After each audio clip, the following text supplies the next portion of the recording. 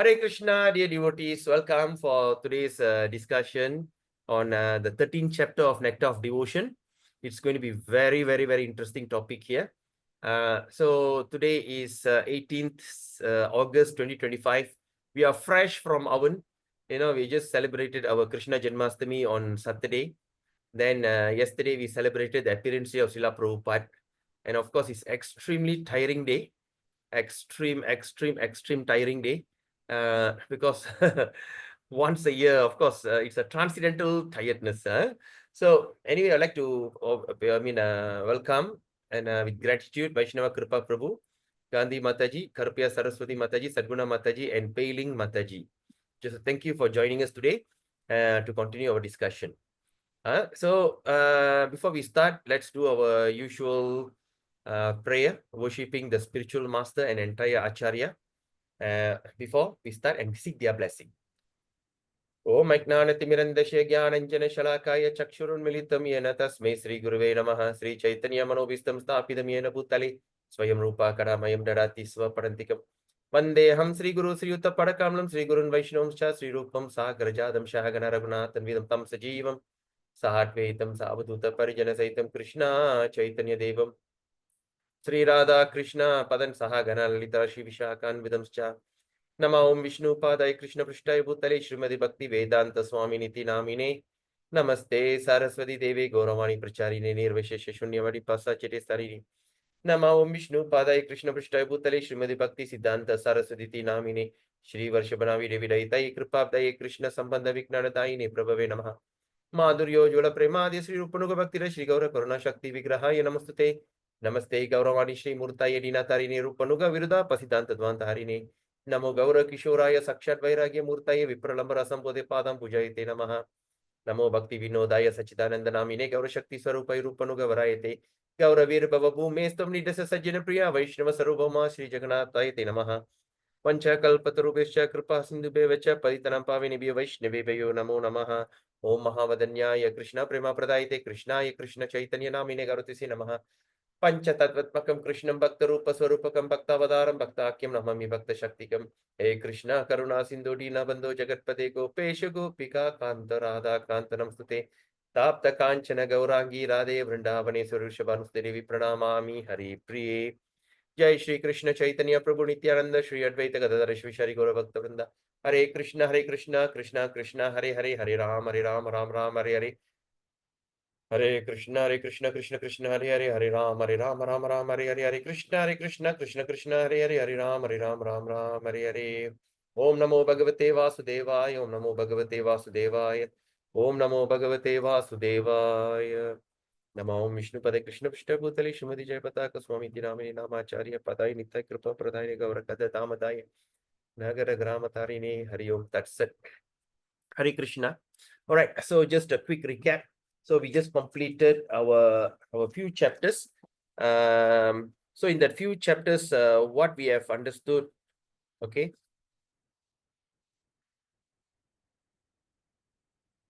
That means from, okay. So we have spoke on all that 64 elements, 64 limbs of bhakti. So the 64 limbs of bhakti, we started from caring.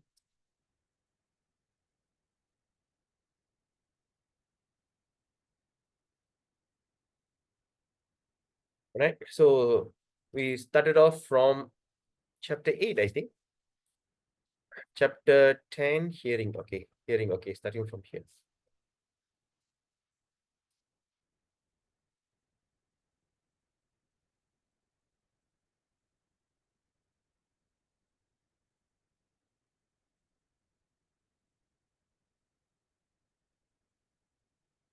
Okay, so started from chapter 9, okay, until chapter 12, we have discussed all the 64 elements of bhakti, all the 64 elements, limbs of bhakti. So we have went in so much in detail.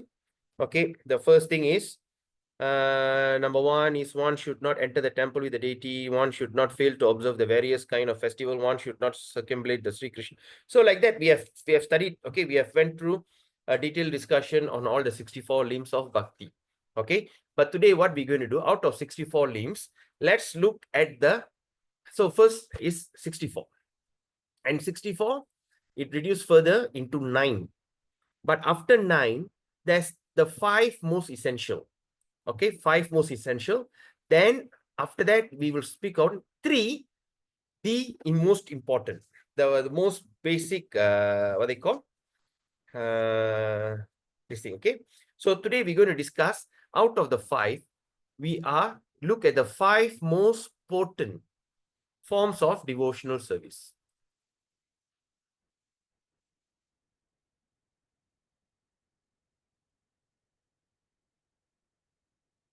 Okay, so here we're going to discuss on the 5 most potent. It's going to be very important.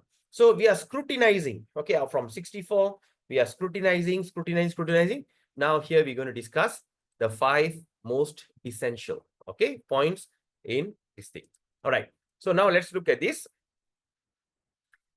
Duruha bhuta viryesmin shraddha durestu panchake yatra svalpopi sambandha saddiyang bhava janmane. Okay, quoted in First Ocean, Second Wave. All right. First Ocean, second wave, text 238. Right. So here, now Rupa Goswami is mentioning. He says, so Rupa Goswami has stated, okay, this is very important. Rupa Goswami has stated that 5 kinds of devotional activities. All right. What are the 5 kinds of devotional activities? Namely, like residing in Mathura or any of the holy places, worshipping the deity, then reciting Srimad Bhagavatam, serving the devotee, and chanting the Hare Krishna mantra are so potent that a small attachment for any of these, even a small attachment of any of these 5 items can arouse devotional ecstasy, can make you get excited, arousal, something that starts from your heart, from inside, arousal. So it arouses devotional ecstasy even in a neophyte. Even a person who is not a devotee, who are starting off as a devotee or junior, just join, any of these 5 things can arouse devotional ecstasy. All right, please underline these 5 kinds of devotional service that we're going to discuss in detail. Number 1, residing in Mathura. Number 2, worshipping the deity. That's why when you see that in our ISKCON temple, especially like Janmashtami and everything, because I've seen it with my own eyes, they decorate the deity extremely beautiful. The Ipoh decoration day before yesterday was totally amazing. And so many people came there. When they saw the deity, they just melted. They were saying, why the deities raise hand like that? Why the Krishna? Oh my God, they couldn't take their eyes away. Many people came, they said, by 10 I have to go, by 11 I have to go. But when they saw the deities, they stayed until midnight. And after that, they say, they'll take us, say, okay, I would like to come every Sunday. What's your program? Sunday is, we're going to do Mangalarti. Right? Then after that, we're going to start this Gita, Bhagavad Gita, what they call, seminar. Detailed studies of Gita seminar. So we're going to do live program. I'm going to do it in every Sunday program, because our program finishes by 9. So 10 to 12, we're going to do that. So they were coming forward, they're asking, what is this? They became so excited. Another person were listening and reciting Srimad Bhagavatam. Reading Srimad Bhagavatam is very important. Reciting means what? Not simply read. Pay attention. Take your time. Right? Like for instance, when you look at this English translation, Rupa Goswami has stated 5 kinds of devotional activities, namely reciting in Madhura, worshipping the deities, the Lord, and all this is reading. But when I'm going to say it in Sanskrit, Duruha bhuta viryesmin shraddha durestu panchake yatra svalpopi sambandha saddiyang bhava janmane. So what are the points? What is the difference here? So now you see there's an apostrophe, there's a dash on top, right? There's a dash here, right? So Duruha, okay, there's a dash here. So how are you going to put a Duruha bhuta? Okay, there's a dash here. Virye, I pull the raga. And what is that apostrophe means? What is that apostrophe means? There's a silent A there. So Duruhu bhuta viryesmin. So E and A, I combine. Shraddha, S with apostrophe, Sha. So Shraddha, Dure. Okay, there's apostrophe. That means there's a silent A here. Okay, there's a silent A here. Durestu. So ER. So Durestu Panchake. Yatra Swalpo. Oh, I pull the raga. Api. There's apostrophe. So Swalpopi. Sambandha. Saddiyang. Bhava Janmane. So what's the difference? So this is called recital. So recital means I am paying attention. I am paying attention to all the words. So I am doing it very carefully. Because if I to recite, I cannot Duruha Bhuta. No. Duruha Bhuta. Viryesmin. Shraddha. Okay, there's a S here. So Viryesmin Sa.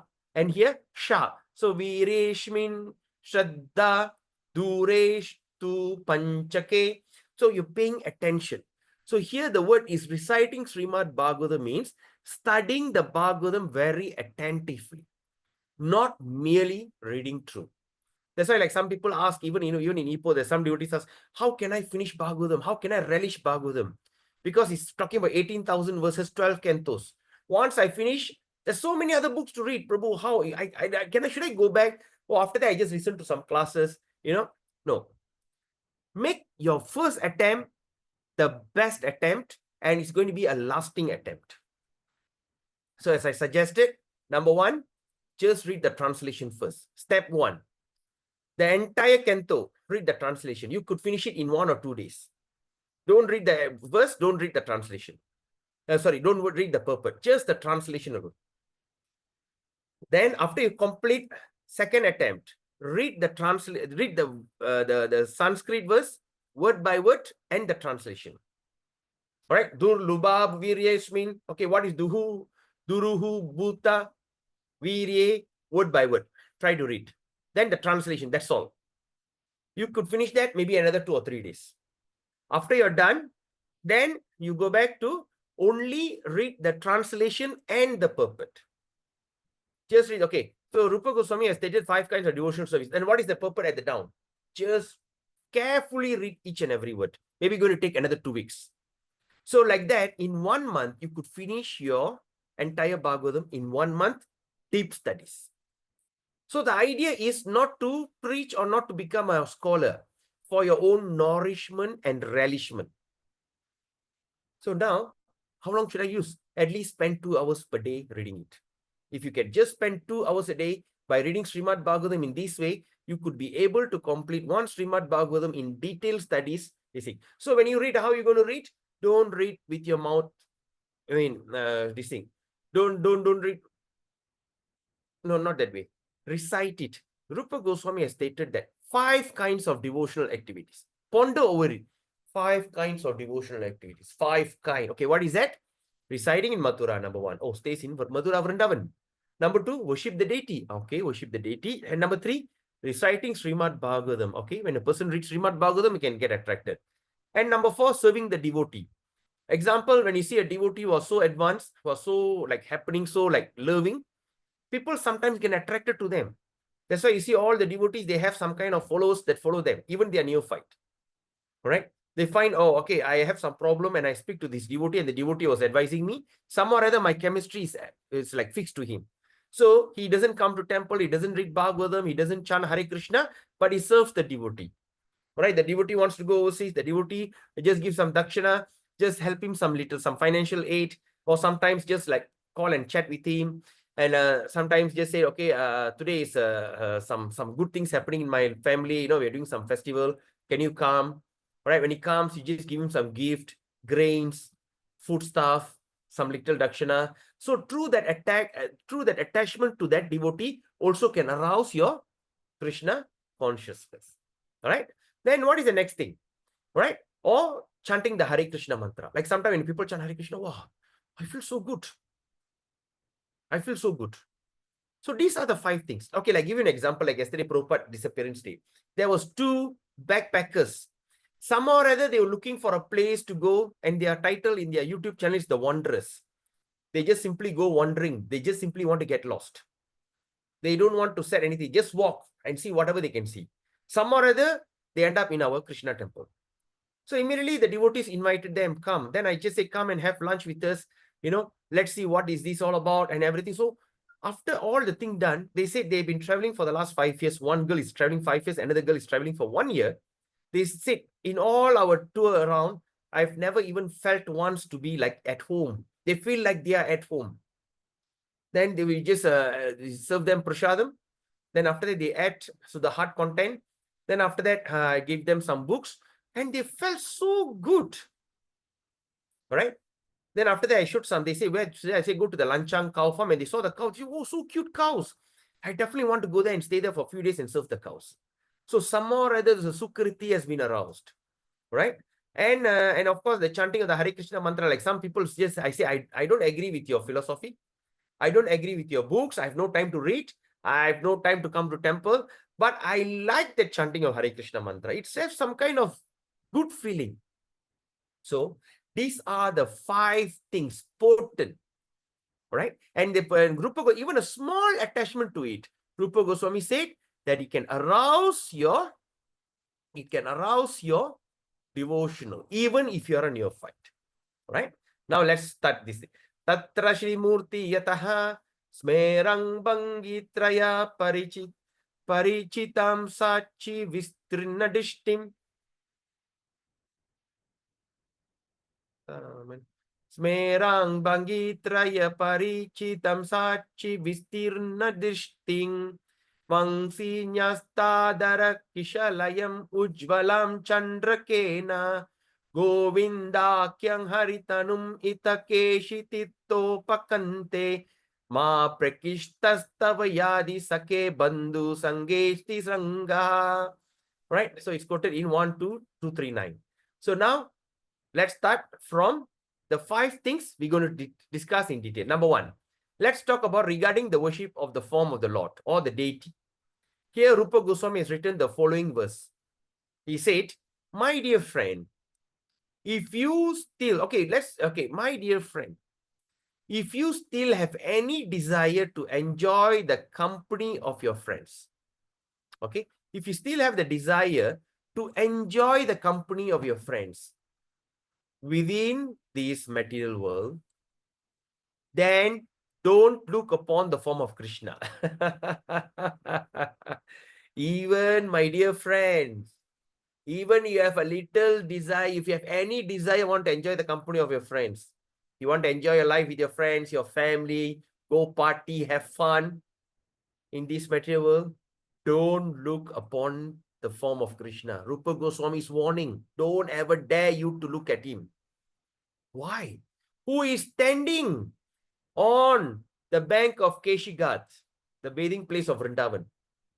What? He is known as Govinda. The person, don't look at him. He is standing in the Keshigat, the bathing place in Vrindavan. That's he's standing there. He also known as Govinda. Don't. Be warned. Don't look at this person who stands at the Keshigat. And his name is Govinda. And his eyes are very enchanting. Pundrikaksham. His eye is so beautiful. And what is he doing? He is playing upon his flute. He is playing upon his flute. And what are the other things he's doing? And he got there's a peacock feather on his head. There's a peacock feather on his head. Right? And at the same time, his whole body is illuminated by moonlight in the sky. His whole body is fascinating. Don't ever you dare to look at this person. The purpose of that is that someone who become attached to Sri Murti or the deity of Krishna by worshipping at home, then he'll forget the relationship of so-called friendship, love, and society. So the thing is, because if you're going to ever look at him, that's it. You're going to fall in love with him, and you'll forget everything. You'll forget your friend, you forget all these things. Everything is forgotten. It reminds me about a story about Krishna. Okay. There's a girl who newly married, came to the mother-in-law's house, the husband's house. So when she came to the house, the time is, okay, there's a time where Krishna is taking the cow for grazing. He and Balaram and along all his Gopal friends, they have prepared the cow and they're going to the Govardhan. They're going to the forest to graze the cows. So at that time, it's a festivity. Everybody will come out and see them. Hundreds of thousands of cows will be moving, and Krishna and the whole place will be dusty, and it's such an extravaganza, and Krishna will be, everybody want to come and get a glimpse of Krishna. So when everybody getting ready, oh, Krishna going to come, the cow's going to go, we have to go out. Suddenly this young girl, the young daughter-in-law wanted to come. And the sister-in-law said, nothing doing. You don't come outside. You better stay inside the house. Why? Because there is a black snake. Once the black snake stunt you or bite you, that's it. Everything is gone. Everything is gone. The snake produces the snake of nectar, the poisons of nectar. Use so much nectarian poison where you're going to get carried away. You are not allowed to come outside. But he says, but I heard Krishna is coming. Doesn't matter. At the same time, the snake, the black poisonous snake also will be coming. So somehow or other, they put her inside the house, locked her. They went out and want to see Krishna. But this girl was so curious. He said, what is that black snake? Who is it? So while this thing, they heard the cows going, she just opened a little play, the door just opened little and start to look outside. And there Krishna going, and she just gave a side glance on her. Just a glance on her. That's it. She has been bitten by that poisonous black snake. And she became stunned. And she just stand there like a log. She can't believe what happened to her. She went into great ecstasy. So when the sister-in-law came, opened the door and came in, and seeing her that she's stunned, and they just smiled and said, oh my God, you have been bitten by the black snake. That's it. You are gone. Like that. When anyone sees the form of Krishna, the form of Krishna is so beautiful. Even how hard-hearted, how dirty person, how crazy, nasty person, when they simply sees the form of Krishna, Sri Murti, they will forget all the things and they just simply surrenders. They just want it so much. I have seen it with my own eyes yesterday, the practical part. People was like so mesmerized. But the problem is, I have been seeing the deity very often. I never paid attention or I never appreciated because familiarity. I'm very familiar, every day seeing the same deity. But for the newcomers, my God, jaw dropping. They keep their young children wait until midnight. They just couldn't take their eyes away. Right? So this is the duty. So it's mentioned here. Prabhupada is explaining here. So this is the duty of every householder. Every householder means the one who are married person, to install deities of the Lord at the home and begin to process of worshipping along with all the family members. All right. So that's why we should have the deities in the house and we should start worshipping the deities. Why? Because they could really pay attention to the day and they have no time for unwanted nonsense to happen in the family, especially married men. All right. So they are so attached to the serving and worshipping the deity and they have no attachment for anything else. All right. But at the same time, also a word of this thing. Like some people, oh, I got a deity in the house. So I worship the deity in the house, no need to go to temple. That's a very wrong idea. We are keeping the deity in the home so that we will save everyone from unwanted activities like going to the clubs, cinema, and dancing parties, and smoking and drinking. And all such nonsense will be forgotten if one stresses the worship of the deities at home. So when we start to have that, we have no time. We won't waste our time going to the cinema. We have no time for going for party and all this kind of material activities. All right? Because we are worshipping the deity. But now the question is, Every Sunday, I don't want to come to temple. Why? Because I got deity in the house. I have to do offering. I have to put a lamp. This. Look here. Your deities is the manifestation of the deities from your temple. You got a deities in your local temple, and that deity manifested in your house in that particular mood. All right. Your first priority is to go and serve the deities in the temple. So if every Sunday when you have some program, every Sunday, some other days, like, okay, oh, Janmashtami, I must worship my house deity first before I go to the temple. That is a very wrong idea. You should just open the deity and just on the light, put a lamp and just pray to the deity. My dear Lord, I'm going to worship you in the temple along with all the devotees. Today will be so many hundreds of thousands of people are going to come and see you, and you will be going to get so much of evil eyes. 100 people are going to see you with 400 eyes, 200 pairs of eyes. They're going to graze you from the toes from your lotus toes up to your hair. Each and every angle, each and every inch of your body will be relished and nourished. They're going to see each and every anga of your body, and they're just going to have beautiful. Therefore, my Lord, I'm going to go there. I will see you there. Right? So, see you there. That's it. You don't say, oh, I got a deity in the house. I need to worship my deity in the house. So I have no time to go to temple. Or I don't want to associate devotees because I got a deity in the house. That's a very wrong idea. That's a very wrong idea. If at all, if you got commitment in the temple, you have to go to the temple. You worship your deity extra earlier. Do it and then go to temple. You have to go to the place where all the devotees associate. Right? You have to go to the place where all the devotees start to associate. Right? There's a big difference working from home and working in office. Working from home, now they say, oh, it's a new trend, working from home. But how long can you go on working from home? Right? You can never be an expert if you work from home. You work from home, work this thing, you can never be an expert. But if you go to the office, you see so many people with different ideologies, so much of discussion, you can become expert in your whatever job field that you are there. So it's very important. All right. So please take note. This is very important because I've seen so many devotees. Oh, I got a deity in the house, so I don't want to go to temple. That's a very wrong idea. All right. Then after that, Sri Bhagavan. Yata. Sri Bhagavatam Yata. Now we're going to talk about Bhagavatam. Okay. What is the advantage of worshipping Bhagavatam?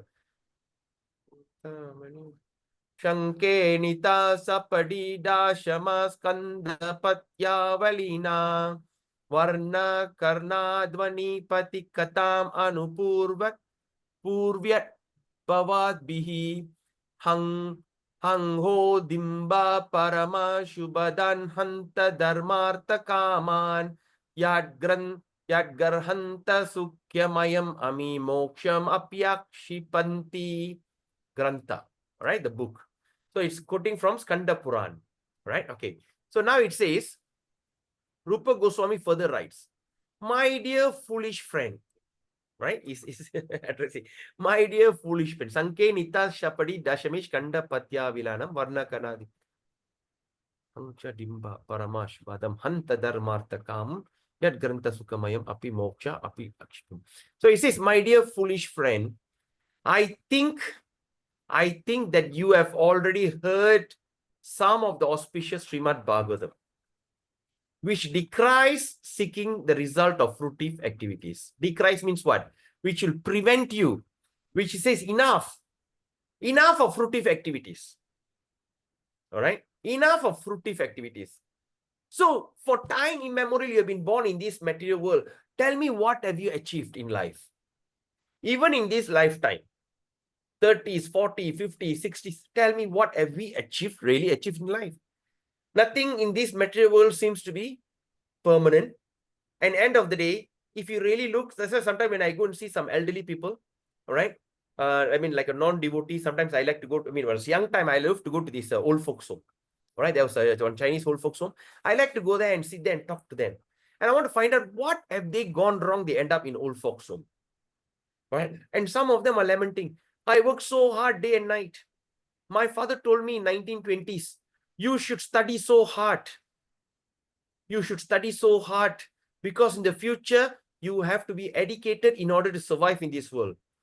Once you make it, you're going to make your children even better than you. Your whole parampara, your whole generation going to be very successful. So for that reason, I worked so hard. I studied so hard. Then after that, I got married. I brought up my children so nicely. The result is they throw me in the old folks home. They throw me into old folks home. So what do you feel, uncle? What do you think? Like auntie, sometimes, you know, I said, how do you feel? You know, because I'm talking, I used to meet them in 94, 93, 92, 91. No, it was from 92, 93, 95, I used to talk to them. So that time in 90s, they were age of 80s, 80 plus. So they were born around 1900 and they were going to school around 1920s. 1918, 1920, they were starting their school. All right. So I asked, so what do you think? What went wrong? Say, I don't know.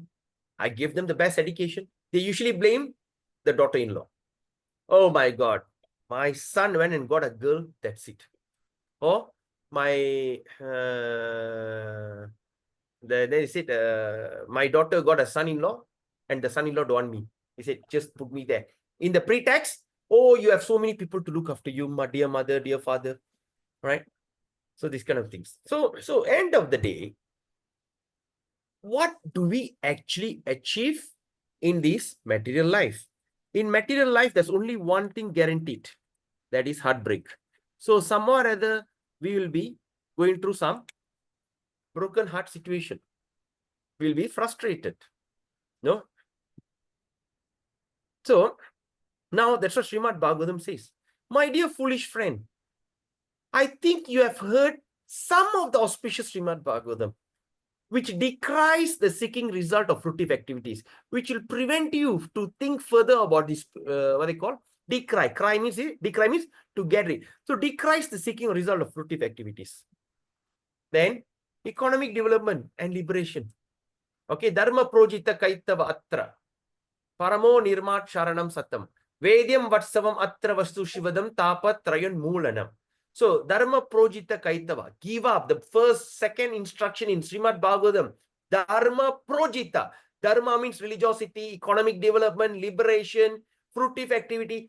Throw it away. Projita. Throw it away. Right? Through what? Dharma. Throw. Dharma, the religiosity, liberation. Projita. Throw away. What? Kaitava. Cheating. Throw away all kind of cheating religion. And what is a cheating religion? That promises you dharma, artha, kama, moksha. That promise you religiosity, liberation, material success, sense gratification, dharma, artha, kama, moksha. End of the day, being liberated, moksha. Give up all that. In that mind, Sarai, come and study. Nirmana Sarasam, Vedyam Vatstavam Atra Vastu, Shivadam. Shivadam means what? The most auspicious Bhagavatam. All right. So give up all that thing. So now he continues. I think that now it is certain that gradually the verses of 10th canto of Srimad Bhagavatam describing the pastime of the Lord will enter your ears and go to your heart. So it says that which decry the result of fruitive activity, economy, development, and liberation. And he says, I think that now it is certain. And what is certain? That gradually the verses of the 10th canto of Srimad Bhagavatam, the confidential part of the Srimad Bhagavatam, which describe the pastimes of Krishna, will enter your ears and go into your heart. Why 10th canto? Why not other cantos? So the 10th canto describing the topmost pleasure in Krishna consciousness, prema, parakyaras, prema bhakti. So when you go through that studies properly, you achieve the highest success. When you go through the studies properly, you achieve the highest success. That is to achieve prema. But if you study the Bhagavatam wrongly, you straight away gratefully jump into the 10th canto. If you misunderstand the 10th canto, gone case. But still, it is better. So the Acharyas warn, don't jump into the 10th canto. Go part by part. Right? So it says in the beginning of Srimad Bhagavatam, it is said that unless, so that's why it's a warning. They say that In the beginning of Srimad Bhagavatam, it is said that unless one has the ability to throw out just like a garbage, throw out everything, just like all the garbage. You know, the garbage sometimes you don't say, oh, I bought this expensive gift once. You don't care. You just put in the garbage and simply throw out. How? What? Throw out the fruitive results of ritualistic ceremony. Simply do some rituals, do yagya, fire sacrifice, and just for ritualistic ceremony, for some fruitive results. Throw that out. Throw out this economic development idea. And also throw out becoming one with the Supreme or salvation. One cannot understand Srimad Bhagavatam. Once when we can just think about it, I want to throw away all these kind of nonsense things from my heart, which going to bind me in this material world. Binding. All right, it's not easy to understand Srimad Bhagavatam. That's why in Srimad Bhagavatam, it's very surprising. Your first reading, you have some kind of sukriti, some kind of good feeling in your heart, some kind of meditation, and some kind of trance. Trust me, when I first started reading it, I feel like, I just don't want to take my eyes away. And that time I was like, I'm a crazy reader last time. I used to read Srimad Bhagavatam 10 hours. Right, from 8 a.m. to 6 p.m. And the book is so captivating, you don't feel like putting down. After that, I was just looking around. So, wow, feel different. Then after that, second round, third round, then you start to understand. Right? So, you cannot understand Srimad Bhagavatam, but that doesn't mean, oh, I still got material desire. I don't know. In order to throw away the garbage from your heart, you have to read Srimad Bhagavatam. First, you read. And later, Krishna will reveal it in your heart. Then you will understand Srimad Bhagavatam.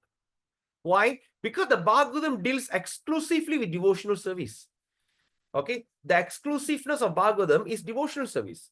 And one who studies Srimad Bhagavatam in the spirit of renunciation can understand the pastime of the Lord, which described in the 10th canto. So that's why when you go through that canto 1, canto 2, canto 3, somehow or other, your desire will diminish and your renunciation will increase. And once you have that kind of thoughts, that's when you can understand and relish the 10th canto. In other words, one should not try to understand the topics of the 10th canto, such as Rasa Leela, love dance. So you should not try to understand it unless he has spontaneous attraction for Srimad Bhagavatam. Right? So we should, because the Rasa Leela, you cannot understand. If you understand, you are making a mistake, because it's a kind of heart-to-heart kind of this thing. You will start melting actually. Okay? So we don't understand. When you read through, you just merge into that. The kind of transcendental feeling. I believe all of you have read Srimad Bhagavatam, but go step by step, right? So one must be situated in pure devotional service before he can relish Srimad Bhagavatam as it is. So it has to, what we understand from here, Srimad Bhagavatam is not something that we read whenever we feel like it. Oh, I've completed Srimad Bhagavatam, so I'm done. No, it doesn't work that way. You have to work on it. So you chant Hare Krishna, you do sadhan bhakti, you're follow the rules and regulation. As you go on chanting and chanting and chanting, so you're coming for classes and everything, then start to read Bhagavatam. So as you keep doing that in the cycle, at one moment of time, with the help of Bhagavatam, with the help of Nama Prabhu, with the help of devotee Sangha, Sat Sangha, right? And sadhan bhakti, and by following, how we follow sadhan bhakti? By following Vaidhi sadhana, that means following the rules and regulation. These 5 things, some or other combined, will purify you, and you can come to the level of pure devotional service, right? But the thing is, we are not going to rush into that, because the purification of the pure devotional service happens without you realizing it. Suddenly, you don't feel like going to the cinema. Suddenly, you don't feel like eating meat. I think like some of you became a vegetarian. You should know. How you became a vegetarian? I don't know. Suddenly, I feel like eating chicken so disgusting. Suddenly, I feel the smell of fish is so disgusting. All right?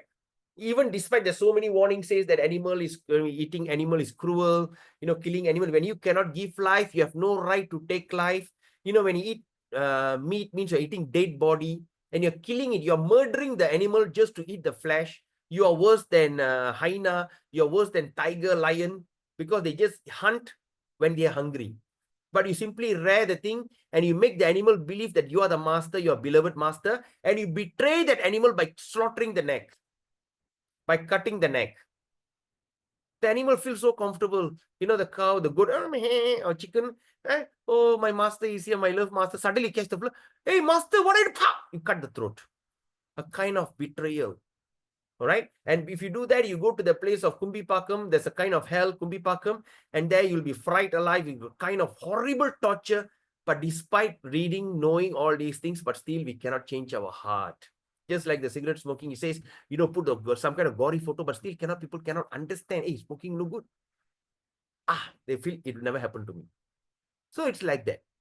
But the thing is, when we try to tell people, you know, the goriness and the cruelty of eating meat or animal related, like egg and fish and all these kind of things is so horrible, but they cannot understand. But what happened when they start to have some kind of sukriti, when they start to chant, when they have started some kind of sukriti? That's why we say, when you want to become a devotee, don't worry about your habit. Oh, I must become a vegetarian when I join Hare Krishna. Not necessary. You can go on eating whatever you want. Oh, I must give up alcohol. Don't worry about that. Just don't worry about alcohol. Just go on drinking happily. No harm done. All right. Stay wherever you are. Whatever background or whatever kind of lifestyle that you live, stay there. Don't be artificial by giving up. But one thing, what I advise, add Hare Krishna in your life. That's it. Just do whatever you want. But every day, can you spend 1.5 hours chanting the Hare Krishna mantra? Can. Yes, no problem. Right? How long can you dedicate your life for self-nourishment, self-awareness? I think 1 hour, Prabhu. Only 1 hour. Okay, I tell you what. Half an hour of chanting, half an hour of Bhagavad Gita. Can you do that? Oh, definitely I can do that. So they start chanting one round and they start read Bhagavad Gita. They take one round to finish for half an hour because they are trying to concentrate. You know, first time when they join, Hare Krishna, Krishna, Krishna, Hare Hare, Hare Rama, Rama, Rama, Hare Hare. Go to the next one. So it takes them half an hour to finish. Then after that, they start read Bhagavad Gita in a very innocent way. And you know what? Krishna immediately will reveal himself. That's how we all became devotee, yes or not? When we first became a devotee, looks like everything seems to be fantastic. So when they go on chanting Hare Krishna, I used to say this formula, RDC formula. Read Bhagavad Gita, distribute Bhagavad Gita and chant Hare Krishna. No need to do anything else. No need to give up all their meat, alcohol, all forget it. Just carry on. But you know what happened? Eventually people, I don't feel like eating chicken. I feel prawns is so disgusting. There's one girl says, I love crabs. Crab, I can die for. But suddenly she started to feel crab is so disgusting. You know, there's one girl says, I can't live without pork. Char siu. Char siu pao is a pao that she must eat every morning. You know, the pork pao. I'm so addicted to it. Right? Every day I must eat that. Doesn't matter. But today, then she slowly said, okay, now char siu pao, vegetarian. But now what happened? She totally got so disgusted and she gave up naturally. And she said she loves to drink vodka. I said, just take the beer, vodka, or just say Om Sri Vishnu 3 times and just drink. Say, what? You want me to chant Om Sri Vishnu? Yeah, just chant. It doesn't matter. Om Sri Vishnu, Om Sri Vishnu, Om Sri Vishnu, drink. But I said it, the words stick in the mind. Who in sane mind will take a beer and just say Om Sri Vishnu and drink? Right? But when I said it, the thing stick in the mind. So whenever she take a beer or take a vodka, she says she loves that vodka, you know, put some salt in it. Whenever she take that, the mind will start to play Om Sri Vishnu, Om Sri Vishnu, Om Sri Vishnu without she realizing it. Hey, come on. Hey, Krishna, go away. I'm drinking beer. Then she take Om Sri Vishnu, oh my God. But just name it, I just forget and drink. But suddenly she start to feel the taste is so disgusting. And now she has given up. And today, she is cooking for Jagannath in Singapore temple. She is a nurse in Singapore, Malaysian, working in Singapore as a nurse. And that day she was invited by one Chinese devotee. Her mentor is one Chinese Mataji. She said, so how? I said, now, I think you're okay. We're going to prepare something for Jagannath. I want you to prepare this dish for Jagannath. And she said, me, Prabhu, Mataji, I just give up meat. I just gave up pork. I just gave up alcohol. It's not even 10 days since I stopped it. Then she said, I feel like telling you, And maybe Jagannath wants to eat your cooking. Just do it. And she was in great ecstasy. She cooked and offered to Jagannath, and she called me. Before she could talk to me, she cried for almost 2 minutes. And I got so worried. I said, what happened? She was crying and said, thank you, Prabhu. Ooh, cry. I said, you're saying thank you and you're crying. I was wondering what happened. Then after that, she told me the story. So the transformation will happen. Right? So it is not something that you do now and this thing. So go on doing this thing, right? So the pure devotional service, once you go on reading, some or other the heart will get purified. So we do not need to think about it. How? We don't try to be a scientist or a psychologist to identify how the brain wave differently change and our thinking this thing. Very simple. When you chant Hare Krishna, when you read Srimad Bhagavatam, your ahankar, your false ego, your intelligence get purified. As simple as that. That's it. When you chant Hare Krishna, your mind is purified because the mind thinks in vibration, right? When someone says something, you know, it's vibration. It comes into your ears in vibration. The thing going to hit your brain and brain interpret, go send to your mind, and your mind get agitated or get excited or what, right? And your ahankar, your false ego, right? So purify the, ahankar. Okay, then after that, the intelligence. Second is intelligence. How are you going to purify intelligence? By reading Srimad Bhagavatam, Bhagavad Gita. So when the mind and intelligence is purified, automatically your false ego will become purified. Your ahankar will become purified. What is ahankar? I'm an Indian, I'm a Chinese, I'm a Malaysian. I am this, I am that. I am a 30 years devotee, I'm a 100 years devotee. I am all that I and mine. Sometimes when you see a devotee, when you go on chanting, suddenly they will become so humble. Being humble means he's not being a dull-headed person. Humble. Why the humbleness happen? Sometimes when you see a deep person who are from a former life, they become a devotee, the face become tejas, the big face will become brightened. What happened? Is there a bulb in your face? Suddenly, pung, your face will become bright. No. Your ahankar, your false ego is purified. Your false ego is getting purified. That's the indication. So like that, all right? So in the two verses of Sri Rupa Goswami, in these two verses, about very important verses, is there are some metaphorical analogy that indirectly condemn the association of materialistic society. All right? Friendship and love. All right? When you see that in a metaphorical analogy, there is indirect condemn of association with materialistic people, friendship and love. Why? Because people are generally attracted to society, friendship and love. Yes or not? We some or other, we want to attract to some society. Even to say one Taman there, we have one Taman association. All like to go there, associate with neighbors. Like that. And people like friendship. And people like love. Right? And usually they make elaborate arrangement. In order to have that, want to have the society, want to have friendship or love, we make all kind of elaborate arrangement. And strong endeavors to develop this material contamination. Okay? Strong endeavors to develop what? This material contamination. So all these things are contaminating. Why? Because this one makes you attached to your material gross life. Example, you know, when a girl and boy fall in love, on Valentine's Day, the boy need to work extra hard so they can take the girlfriend for a candlelight dinner, you know, with a violin, the song like that, you know, and they just look at each other and they like to have candlelight dinner, right? So they have to work so hard for this elaborate arrangement. Like sometimes Deepavali, sometimes Hari Raya, we have seen, you know, especially Deepavali time. Okay, let me give you my, what I've noticed. Okay, 1-2 weeks before Deepavali, you can see all the flowers will be in a pawn shop. They go and pawn all their gold. And of course, there's another flower want to take the gold out. But I've seen so many, majority people, they like to go and pawn. All right? Like to go to the pawn shop. Then I ask them, so why you're here? Why? Because there's a place in, there's a big Indian shopping center where you used to buy all that grains and everything. Besides, it's a pawn shop. So when I come, I say, why you're here? Is there anything wrong? I say, no, Deepavali vandrichu ne, kondannu ne, aatam ponnu ne. Deepavali is here, we have to enjoy, I have to buy one crate of beer, I have to slaughter one goat, I have to buy mutton. Celebration, all my family members are all coming, you know, once in a year, this thing. So for 1 year, this thing, even for marriage, they spend all their lifelong saving, fortune, take loans some more. After marriage, they are paying through their nose for the next 10-20 years. Right? So like that. So this is the thing. So all this kind of elaborate arrangement and strong endeavor to develop this material contamination. Sometimes I've seen people who have taken loan, extravaganza wedding. The husband will take 20,000, the wife will take 20,000, 40, 50,000, and their savings all go so that they can have a show of their grand wedding in a big ballroom, in hotel and everything.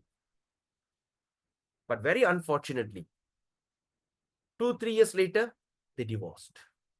How unfortunate.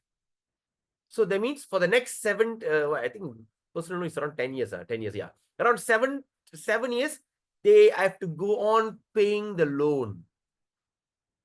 Even their relationship has ended. So that's the thing. So, but what Rupa Goswami say, but to see the murtis of Radha and Krishna, when you see the murti of Radha and Krishna, is to forget such endeavors of material association. When you really see the murtis of Radha and Krishna, you will get fascinated. You will get fascinated. And you will forget such endeavor for material association. I have seen, right, a person who are extremely wealthy, very rich, both sides, boy side, father, my wife side, both. But they had a very nice wedding according to the Vaishnava culture. No propaganda, no big hotel, no helicopter flying in the bride, and no dancing like a mad person while coming to the marriage dais. You know, nowadays you see the girls and boys will be dancing the way they, you know. So they dance all these kind of things is not there. It is a very sober, highly spiritual wedding ceremony.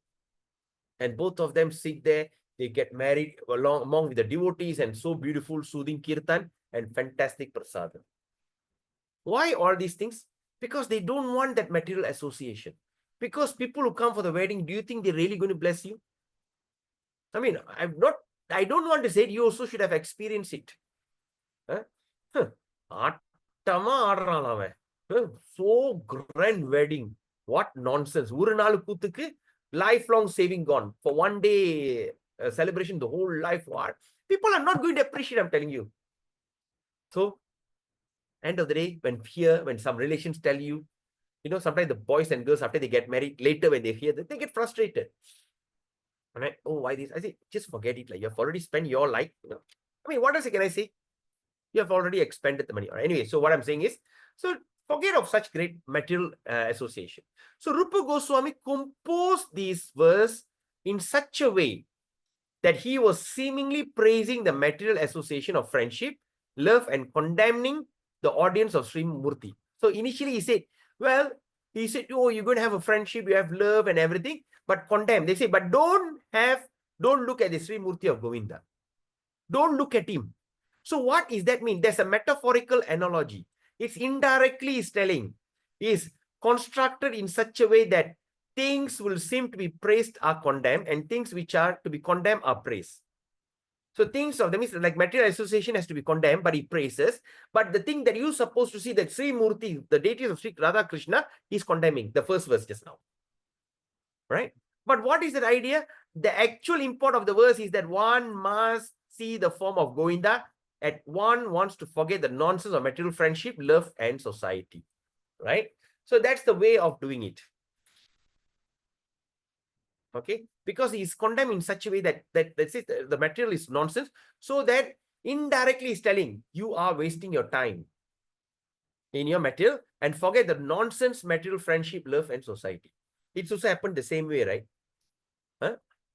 Sometimes when the young children don't want to eat, when the young children don't want to eat, so sometimes example like say like, okay, like I used to do that, right? Sometimes they don't like beetroot and all these kind of vegetables, right? So when my children, before they even start eating, I will tell them, look here, there is some tasty beetroot is there. I don't want you to touch it. Don't ever touch it. It is so tasty. I don't want you to touch it because it's for me. Why, pa? I said, don't touch. And there's some nice pakora there. They don't like cauliflower. So they say, this nice pakora there. I don't want you to touch it. So what do you do? And you tell that to your children, they go there, they purposely want to eat it. So that's an indirect metaphor that how he's using. All right? Okay, now let's look at the next one. Krishna Bhakto Yata Dhrit Amobir dauta pulaka patali mandita tanuhu. Skalananta pulo daddat adi prutungve patumapi. Drisho kaksham yavan mamasa purusha kopyo payayo. Na jane kim tavan matir iha grihe nabi ramatte. Okay, it's quoted in 1-2. Okay, Eastern Ocean, second wave, text 241. See here, Rupa Goswami is also similarly described the transcendental nature of relishing topics which concern Krishna. Okay, Rupa Goswami is saying the similar describe the transcendental nature of relishing topics. So what is the advantage? What is the transcendentality of relishing or enjoying the topics which is related to Krishna? Sorry.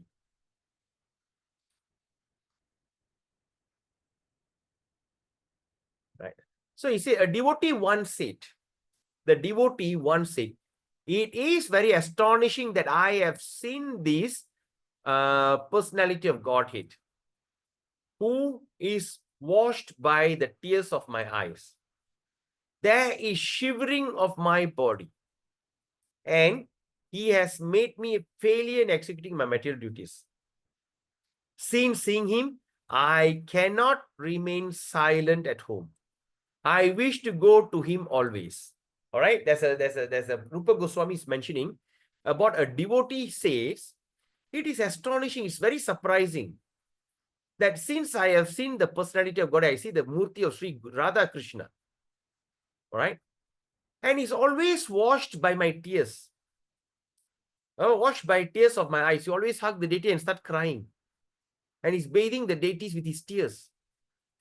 And after that, there's a shivering of his body. It's like so ecstatic. He feel like goosebump. And of course, then after that, he said, he made me a failure in executing my material duty. It looks like I'm no longer attached to my material duty. All right. And after that, he says, since I saw him, seeing him, I cannot remain silently at home. I cannot just be silent. Right. So the purport of this statement, okay, what is the purport of this statement? Prabhupada explained that as soon as one is fortunate enough, what is that? Fortunate enough. The word that we should underline, fortunate.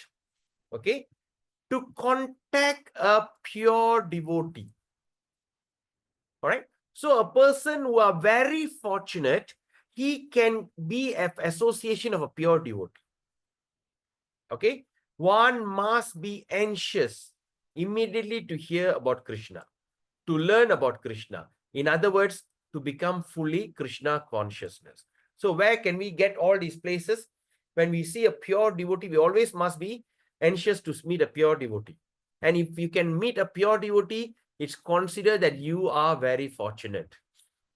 So, and what is that? As soon as you got contact, you must be immediately want to hear from him.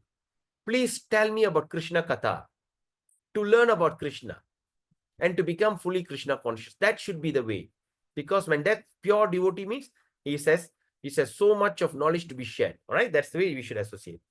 All right, in text 242, Namayata Yadavadin Mama Shita Vaini Kena Nugita Shruti Patam Ago Shatrur Nama Gata Prayata Anavakalita Purvang Hantakamapi Avastam Tada Tadavadi Dadat Antar Manasam Dang Sangshayativa. Similarly, there's a statement about hearing and chanting the Mahamantra. There's a statement of hearing and chanting the Mahamantra. That means you chant and hear. And now please underline, this is very important. It is said that saints have been able to hear the vibrating string of Veena in the hands of Narada. Okay, saints have been able to hear the vibration strings of Veena in the hands of Narada. You know, Narada Muni will have a Veena. They have a Veena, all right? Sitar, a kind of Veena, all right? They say that saints have been able to hear. They can hear the vibration of the string in the Veena of the hands of Narada, who is always singing the glories of Krishna.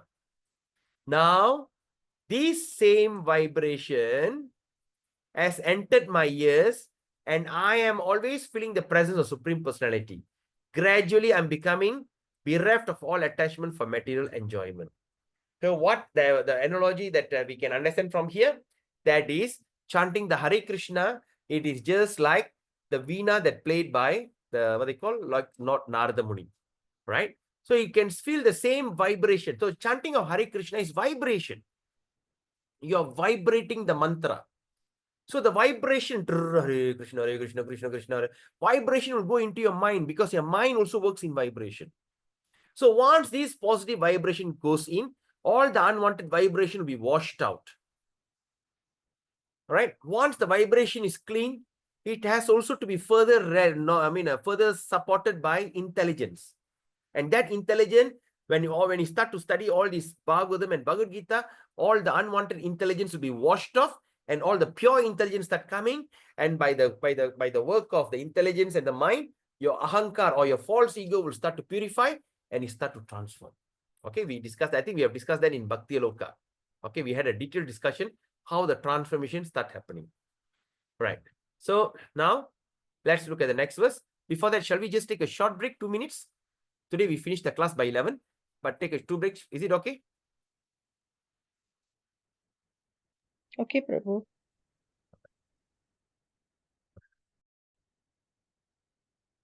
All right. Okay. So now the next thing that Rupa Goswami is explaining. Okay. He's saying on Sri Madhura Mandalam Yata. Tata Bhuvi Krita Kanti Shamala Yastatin Tatin Yaha Sputita Sputita Nava Kadambalambi Puja Dvirepa Niravadi Madurimna Mandite Teyang Katang Me Manasi Kamapi Bhavam Kanana Shristanoti. So again, Srila Rupa Goswami has described Madhura Mandala. He's explaining about Madhura Mandala. Okay, the place of Mathura. So here he says, I remember the Lord standing by the banks of the Yamuna River, so beautiful amid of Kadamba trees, where many birds are chirping in the gardens. And these impressions are always giving me transcendental realization of beauty and bliss. All right. So now what we understand from here, Prabhupada explained, this feeling about Madhura Mandala and Vrindavan described by Rupa Goswami can actually felt even by the non-devotees. Even this one can be even felt by the non-devotees.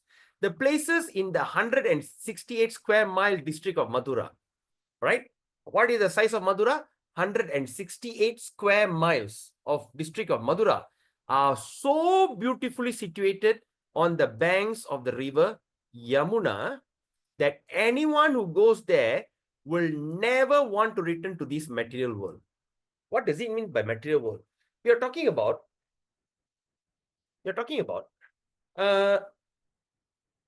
Madhura is in India. It's still within the material world. So what does it mean by never want to return to this material world? So it's mentioned the place of Mathura and Vrindavan is even much more exalted than Vaikunta. Can anyone tell me where the quote come from? Can anyone tell me? What does it mean by Mathura and Vrindavan is far superior than the Vaikunta? The Mathura and Vrindavan in the world, in this material world, is far superior than spiritual world. Where we learned that? Who said that? Can anyone tell me? Vaishnava Prabhu, Vivan, Sadguna Mataji, whoever, Gandhi Mataji, Nanda Mataji. Where it's mentioned? Govardhan Hillam. No, the book that we have read. The book that we have read previously. Where we learned that?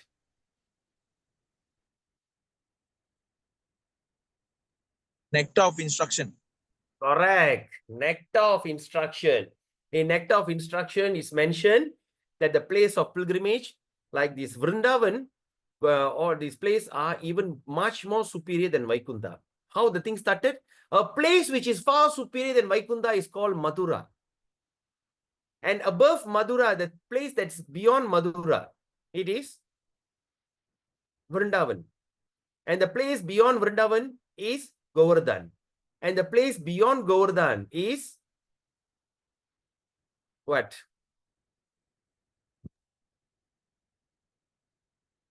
What is beyond Govardhan? Above Govardhan. Radhakund. Radhakund. Yes, the place of Radhakund is far superior than Govardhan. So Radhakund is the topmost place of pilgrimage in the entire universe. All right. So that's why it's mentioned here that people never want to return to this material world. That's what it meant. Because we are doing that scrutinizing deep studies, we should understand every word that Prabhupada or Rupa Goswami is trying to explain. All right. Based on what we have learned in Nectar of Instruction and Bhakti Loka by Bhakti Vinod Thakur. So this statement of Rupa Goswami, all these statements by Rupa Goswami. So this statement of Rupa Goswami is a factually realized description of Mathura and Vrindavan. Factually, is by fact. All these qualities prove that Mathura and Vrindavan are situated transcendentally. Even though it appears to be in this material world, a place in North India, okay, just north of, I think northwest of Delhi, all right, a place called, the district called Mathura, in that place which is in India, and the India which is in this material world, in these three planetary system, and all this everything, and that place, even though situated here, it is far superior. So it's situated transcendentally. Otherwise, there would be no possibility of invoking transcendental sentiment in that places. There is no possibilities. If you go there, you cannot come to the level of transcendental sentiment. If you cannot create the transcendental, it is not this worldly experience. So such transcendental feelings are aroused immediately without fail after one arrives in Mathura or Vrindavan. Those who have been there, you should have known what we are saying. The next one, Alaukika padarthanam achintya shaktir idirshi bhavam tat vishayam chapiya sahaiva prakashayet keshamchit pachit anganam yat shudram shruyate palang bahirmukha pravityaitat into mukyam palam rati. Mukyam palam rati, the important palam. All right. Anyway, say in the statement of about devotional service, sometimes it may appear that the result have been overestimated. Sometimes in devotional service, sometimes it may appear that as though the result have been overestimated or exaggeration. Sometimes they say, oh, what do you mean?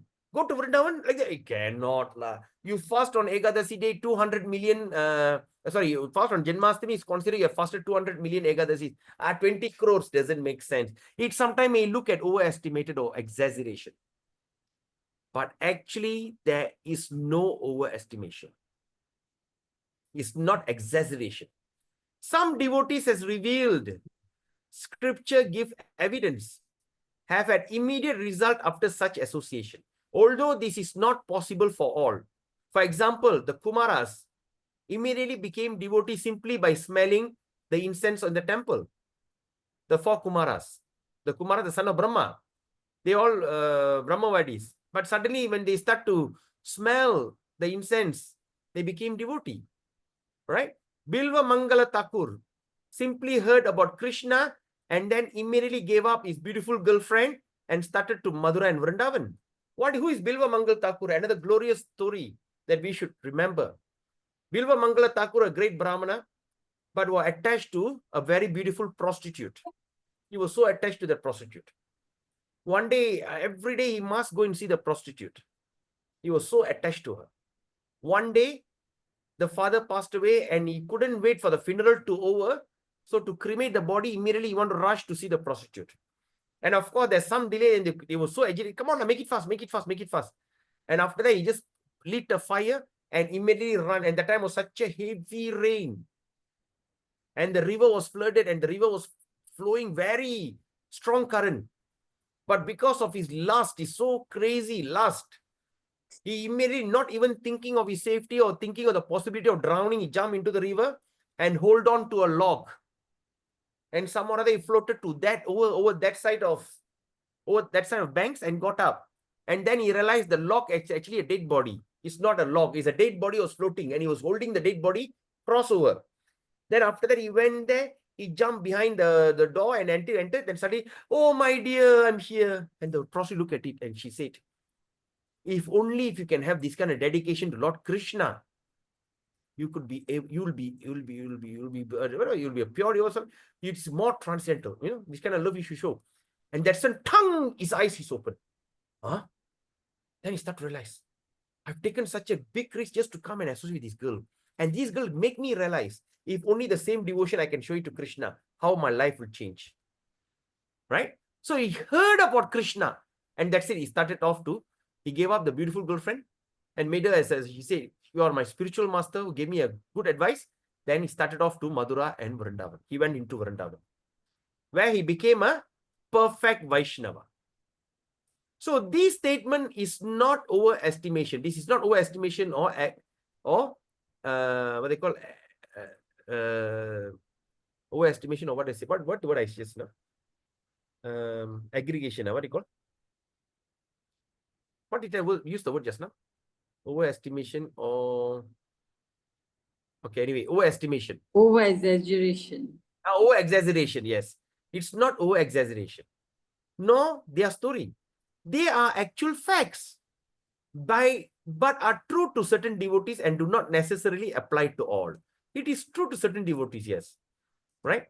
But it's not necessarily applied to all. So this description, even if considered overestimation or exaggeration, must be taken as they are in order to divert our attention from fleeting material beauty. Even it sounds like over-exaggeration, but must be taken as they are in order to divert our attention, make our attention divert from the fleeting material beauty, where everything looks beautiful. From this fleeting material beauty, we have to distinct to the eternal beauty of Krishna consciousness. And for a person who is already in contact with Krishna consciousness, the described results are not unusual. I mean, for those who have become a devotee, this kind of words, it is not a big deal. I mean, they understand that, right? Okay, I think this is the last paragraph. Yes, last paragraph. All right. So, last verse. Okay, 1.2.246. Sammatam bhakti vinyanam bhaktyangatvam na karmanam bhakti anganam. The limbs of bhakti. Bhakti angatvam. All right. So, some scholars argue that simply by following the principle of Varna Ashram, one can gradually rise to the perfection reached by practicing devotional service. I mean, just by following the Varna Ashram, be in the caste system. You are this, you just follow the principle, you can come to the level of perfection in practicing devotional service. Some scholars say that. But this argument is not accepted by the great authorities. That means if you are a Vaishya, you remain Vaishya rest of your life. If you are a Shudra, you remain Shudra rest of your life. You are a Brahmana, you're a Kshatriya. So by doing your duty according to your caste or your where do you stand, you can become perfect in devotional service. The Varna Ashram, some scholars say that. But this argument is not accepted by great authorities. It's not acceptable. Lord Chaitanya also condemned this idea. Condemned this. Don't stay in whatever way. But while he was talking with Ramananda Rai, okay, there's a conversation with talking with Ramananda Rai, he was talking that this is not acceptable. About the gradual development of devotional service. About what? The gradual development of devotional service. Again, Lord Chaitanya also condemned this idea while he was talking with Ramananda Rai about the gradual development of devotional service. When they were discussing that, no, this is not acceptable. Stay in your caste and remain good in your caste is not acceptable. So, and then what he did?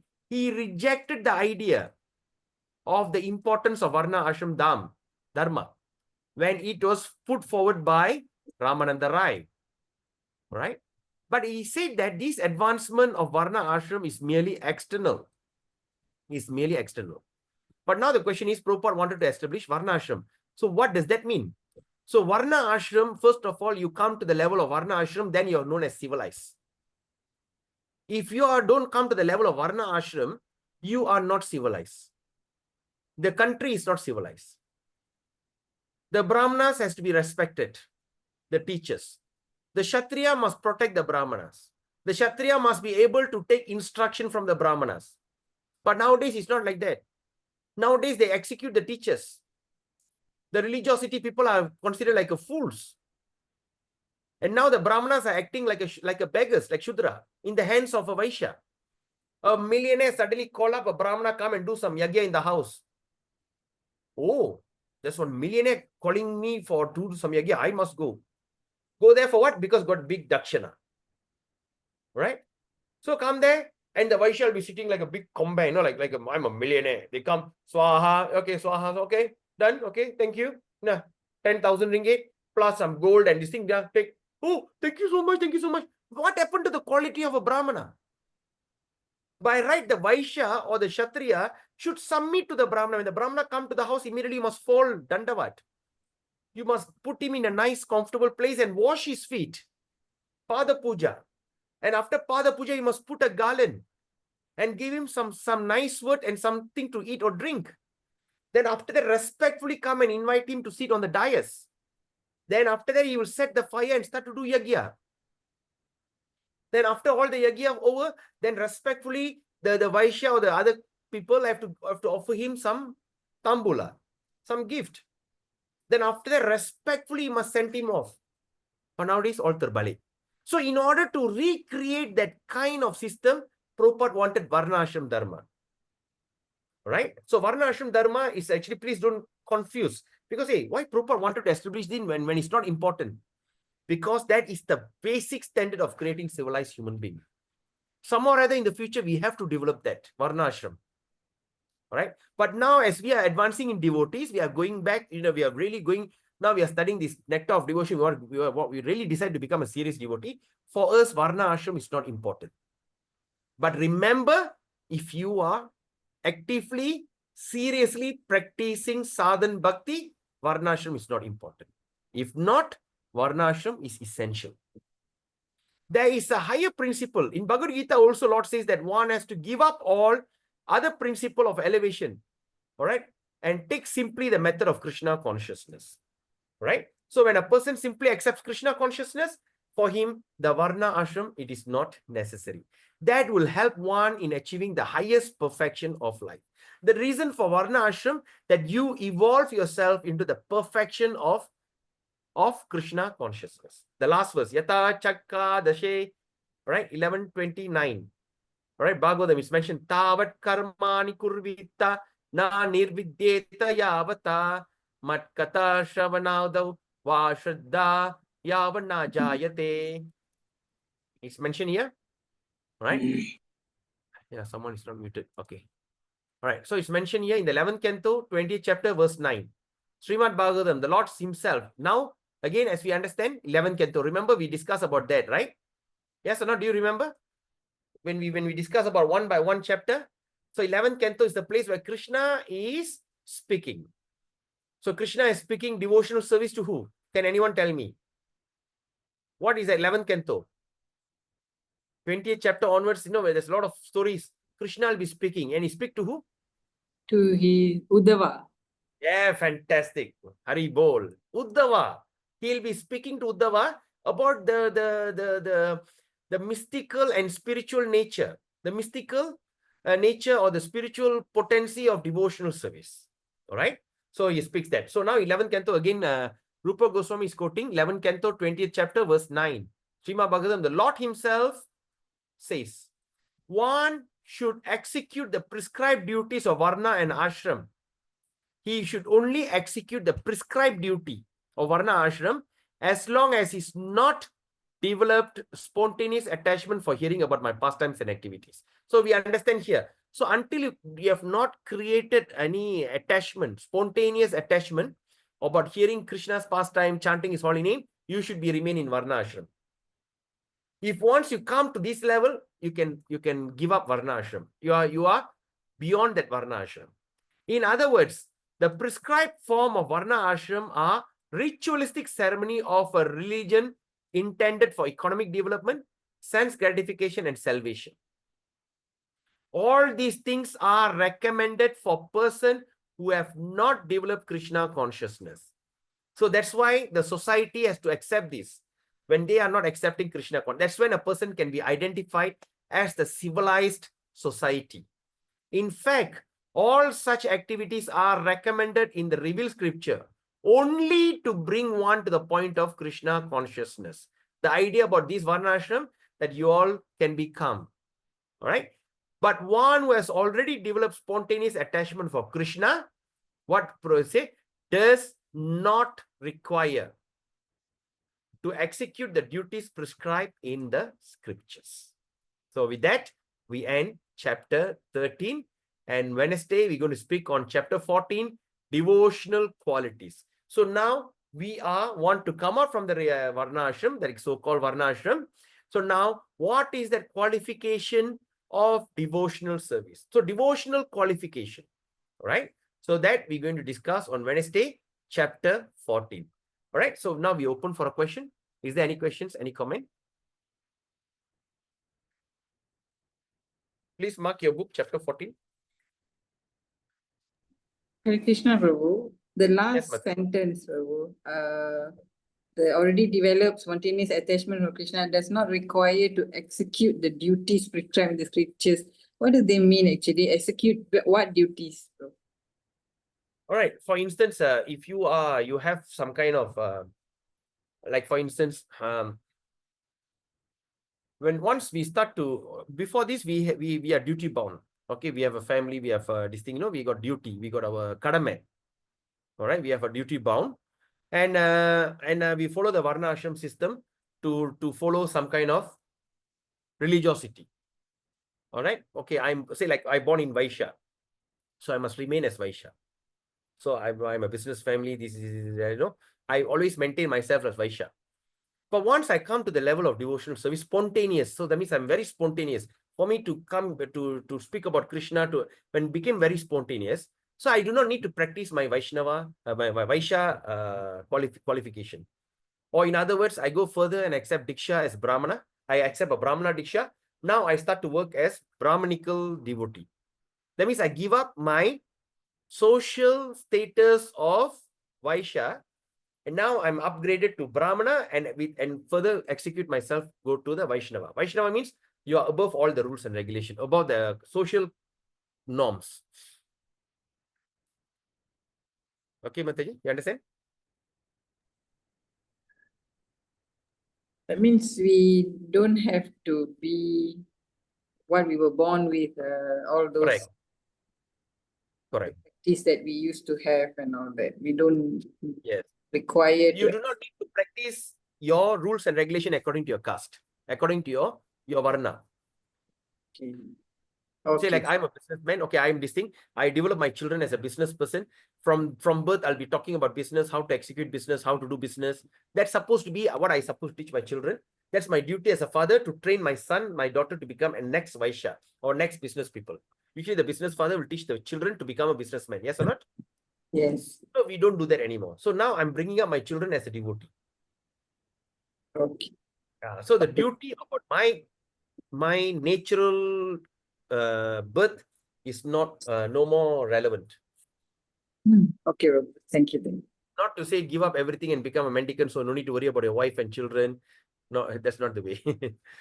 All right. Nice question, Mataji. Any other question, Prabhu? Vaishnava Prabhu, you want to say something? I think you're unmuted. Prabhu, maybe off the topic, Prabhu. Now, Okay. when you die, they have to do the final rites for you. Okay. But it is not under your control. Yes. So for whom is it not necessary, Prabhu? At what stage of your devotion will you can say, I don't need your help. I have done enough to go on my own. Yes. You got my idea, Prabhu? Correct. I understand. I understand what you're saying. Please, Okay. please explain, Prabhu. Okay, it's a very, very important and very relevant question. So, see, the death ceremony is the ceremony of purifying your body before they dilute the body into this nature. So we cremate because we use the fire element along with air, and we bathe water element, the earth, the body becomes hard like a earth. So air, water, ether, and of course burn, everything's mixed with everything. Then eventually the ash should be thrown into the river. So the purification ceremony means to purify a very sinful conditioned body, to reduce the karmic effect, to reduce the karmic effect of the soul, and of course the next level of transition. the next level of transition. So now we see that according to the way a father teaches the son, that is how the son, that means it is a show of continuous civilized tradition. Right? The father have taught the son very nicely, and the son is doing nicely and offer pinda and all these kind of things. So the next life, afterlife for the father to go through this. So in Garuda Purana, it's also mentioned. So there'll be a process, when the Yamadutas take the body, take the soul, extract that what they call the subtle body. Whenever you start to see this kind of non-performance of all these kind of rituals, they actually slap the palm. See how you brought up your son. Useless, palm, whack, And of course, they say the hand is full of thorns. They'll torture them so terribly. And before they go to hell, they'll be tortured so miserably while on the way. Okay, that is the thing. All right, that is something in Garuda Purana, because people have different kinds of opinion. All that are not important. But for a devotee, it doesn't matter who and what going to happen to you. It doesn't matter. That's why sometimes I used to tell some devotees here, I say, who cares? Even the body is buried, burnt, or thrown to the vulture. It doesn't matter at all for a devotee. Because for a devotee, they are ecstatically connected with Krishna in Krishna consciousness. All right? We are chanting every day. We are always thinking about Krishna. We are always executing devotional service. So in that mind, in that ideology, we are actually not bothered who going to come and perform our rituals. Like sometimes they say, oh, when a person dies, we have to call a... I mean, I don't understand. Because as far as I have learned, exposed, and I spoke to some devotees and everything, they said, for a devotee, that's why I say can live a carefree life. Because a devotee is just like stopping over from one body, jumping into another body and continuing the service in full eagerness. Just like when you see all the Guru Maharaj is coming, right, Prabhu? What do you call? What's your Guru Maharaj name again? Kanana Krishna Prabhu. Huh? Kanana Kadamba No. Your spiritual Kadamba Maharaj. Kanana Kadamba Maharaj. No, your spiritual master, your Guru. Jananda Goswami. Janananda Goswami, yes. His Holiness Janananda Goswami. Okay, now just think about it. Janananda Goswami from France come to Malaysia. And once he come to Malaysia, does he need to change his character, or does he feel like, oh, now I'm in Malaysia? No. He just he just halt his service and he flying into Kuala Lumpur, and after he land, he take a little rest and just continue where he stopped. You understand, Prabhu? Yeah. He continue where he stopped, and he just continue, then stop. Then from there, he fly to another country. He just continue, spontaneously continuing his service. It is not they are going on a world travel, world tour, like tourists, go there, oh, let's like see the Eiffel Tower, enjoy my life. That's not the idea. All right. So that's the thing. Like sometimes you see like a Narsingha Maharaj, His Holiness Narsingha Maharaj. He doesn't sit. So he keep traveling. He just come from Thailand, come to Malaysia, immediately start to like continue. He doesn't come and need to some adjustment or, okay, let me see, what is my favorite. All that they do, they just spontaneously continue. Similarly, Prabhu, when a devotee leaves the body, they're just going to accept the next body, right? It's like just like a 6-7 months of deep sleep, right? After the consciousness will start, then they come back to the consciousness and immediately they start to meditate, because the womb that you're going to enter is the womb of a mother who is a Vaishnavi, and she's going to recite Bhagavatam, going to recite chanting Hare Krishna, the father, that all these things. So in the womb itself, you start to realize, and when you're born, you're just going to continue where you stopped. Prabhu, you are talking about a pure devotee. What about Doesn't matter. No, pure devotee goes back home. Prabhu? The pure devotee goes back home immediately. They don't born again. So 6:30, Prabhu? Yeah, that's what I'm talking about, 6:30 plus. Okay. The pure devotees, upon leaving their body, they will go back directly back to Godhead. Yeah. All right? They go back home, directly back to Godhead. What about Shraddha? Now you told about a body. What about a Shraddha ceremony, Prabhu? Because you don't know how good I am. Correct. So the Shraddha ceremony for a devotee, not a problem at all. Even 6:30 people, Prabhu. Correct.